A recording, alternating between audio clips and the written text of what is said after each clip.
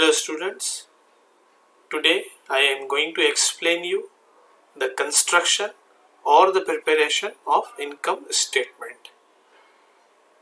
Before I start to explain you how you prepare or construct under a specific format an income statement, I want you to understand each and every item shown in your trial balance. This is a trial balance. I want you to understand each and every item shown in complete trial balance, including an opening paragraph. So before we start to understand how to construct an income statement or other financial statements, the statement of retained earning and the balance sheet, I want you to understand each and every item shown in the trial balance, including the opening paragraph. As you can see in the opening paragraph, it is the X corporation. At the time of registration to the registrar or the government, as we already have discussed while I explain you the memorandum of association, one of the clause that is limited capital. So at the time of registration to the registrar or the government, it provides us certain limit, and we cannot, or in other words, shareholder cannot make investment beyond that limit. So authorized capital is the limit provided by us from the registrar or from the government. So you can see the amount of paid up capital. Remember, the amount of paid up capital cannot exceed from the authority or authorized capital. It will always be under the authorized capital, that is 1,50,000 here in this example, and in the opening paragraph the authority is 500,000. So paid up capital cannot be go beyond the authorized capital, that is 500,000, and we have here 1,50,000. Let's start to understand the other information.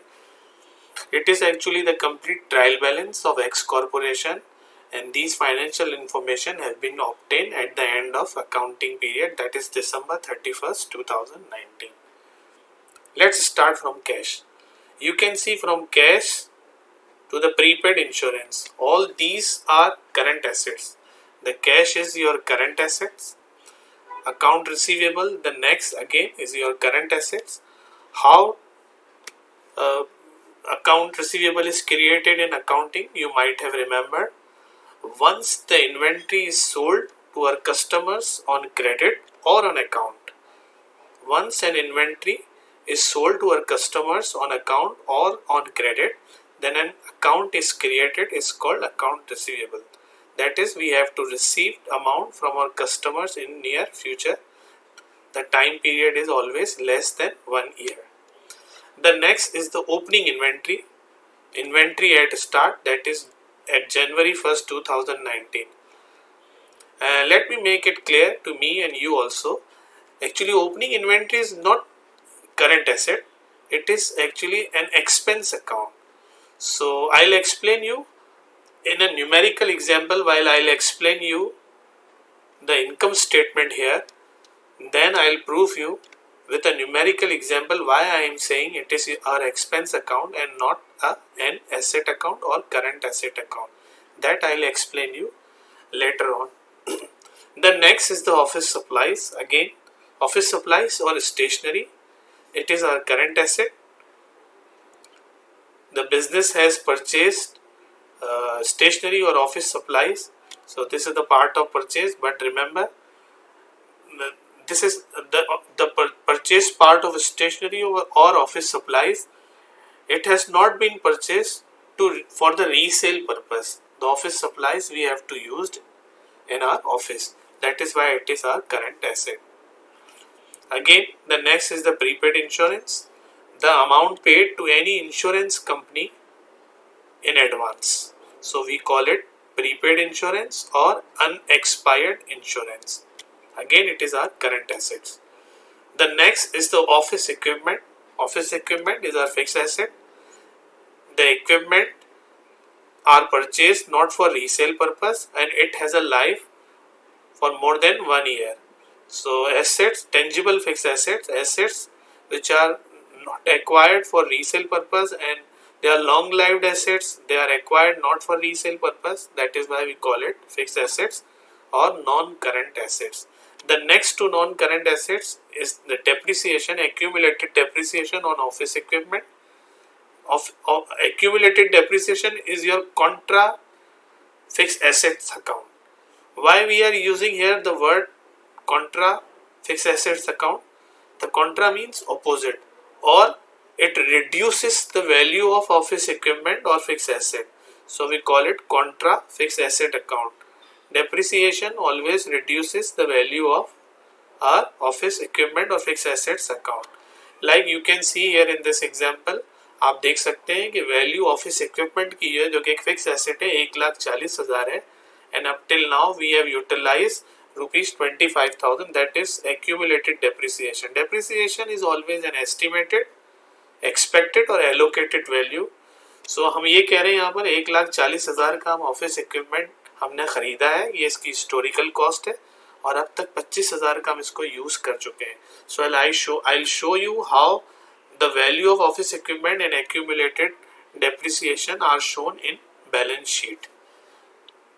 The next is the furniture. Furniture is your fixed assets.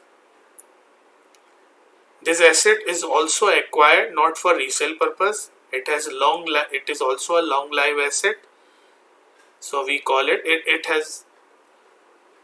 is long life asset, and it has a value more than 1 year. So again it is our fixed assets. As we can see, there is no accumulated depreciation after furniture. It means maybe we have recently purchased or business has recently purchased this furniture. So up till now हमने अभी इसको इस्तेमाल बिल्कुल भी नहीं किया है, इसलिए इसका कोई depreciation नहीं. The next after assets there are 3 liabilities. You can see 2 liabilities are current liabilities or current debt. Accounts payable and notes payable is our current liabilities or current debt, and the bonds payable, it is a fixed liability. Bonds payable is our fixed liability. So there are 3 liabilities. Liabilities are shown in the balance sheet. I'll show you how these current liabilities and the fixed liabilities would be shown in the balance sheet. After assets, liabilities, there is an equity part. There are 2 equity part here in this trial balance have been shown to you. The number 1 is the paid up capital.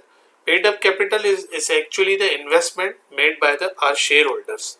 This is the investment made by the shareholders.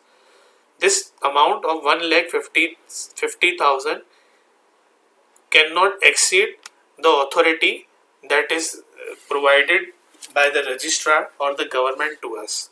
So it is the investment, paid up capital is the investment made by the shareholders. The next is the retained earning. Again, it is the part of equity. The retained earning, I'll explain you what is retained earning, how retained earning statement is constructed when I'll explain you the statement of retained earning, and at that time I'll also explain you what is the retained earning. So up till now you can only understand that retained earning is the part of equity. The remaining after retained earning, the items from purchases to the advertising expense, all these items are known as expense account in the field of finance. These are the expense account.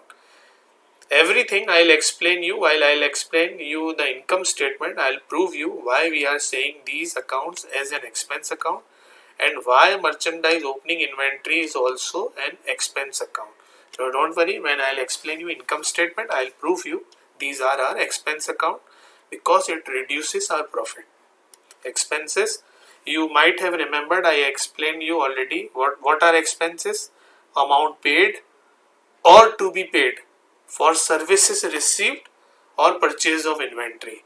So we already have discussed about the expenses. Expenses always reduces the profit of the business. The last and the final is a revenue account, that is your total sales during the current period from January 1st 2019 to December 31st 2019. We have total sales of rupees 3,80,000. Here we are not concerned about whether this sale is the cash sale or the amount of credit sale. We are just discussing that it is our total revenue or total sales for the current period is 3,80,000. And just here in the first example, I have not given you in detail or provided you in detail the data or information for adjustment. I have just here mentioned an inventory closing balance at December 31st 2019, that is closing balance of inventory.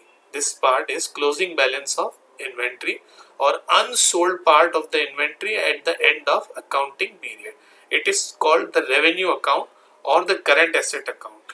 Again, I will prove you while I will explain you income statement and the balance sheet. I will show you and you can understand by yourself why I am saying this is a revenue account or contra assets account, and this is also a current asset account.